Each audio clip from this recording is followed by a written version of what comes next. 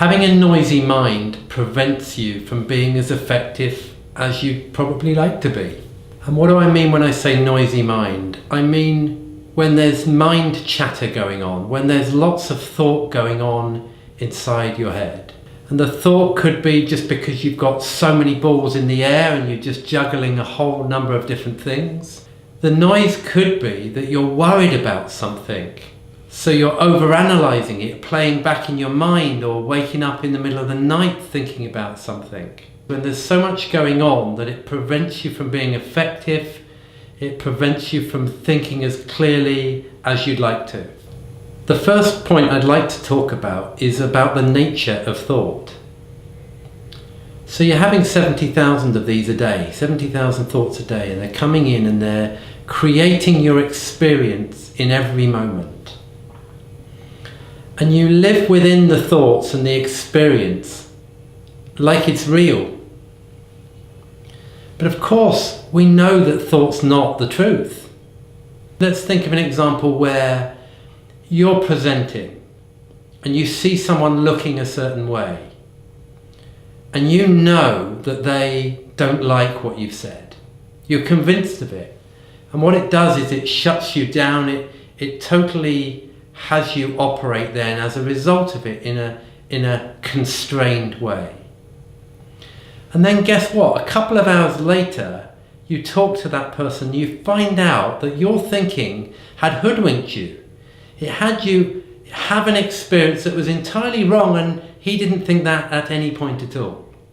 So I'm pointing to the nature of thought and what it does to us and how it constrains us and takes us and hoodwinks us and prevents us from being as powerful as we could in any moment.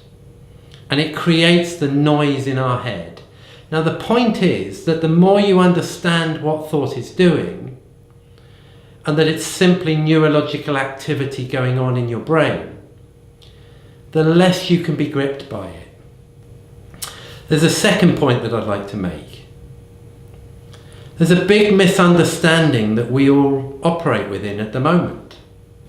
So most of society operates like the outside world is creating the feeling inside us. So if my boss shouts at me, I feel upset. If it's raining outside, I feel frustrated. If my favourite sports team win their match, I feel happy. And it looks like those things are creating the feeling inside me. But I'm suggesting to you that's entirely a misunderstanding. How can something else outside of me actually physiologically create the feeling inside me? It doesn't work that way. The only thing that's creating my feeling and my experience in any moment is my thought. So this thought's coming along and creating the experience, not something outside of me. Well, when I realise thought and what it's doing, and I realise it's internally created, not coming from the outside, I can be less focused on the outside and more able to access the peace, i.e. less noise, inside. So if in some way you're interested or intrigued by what I've talked about, I invite you to get in touch. You can email me at martinp@thepragmagroup.com. You could follow some of my blogs and articles on LinkedIn, or you could visit us at thepragmagroup.com.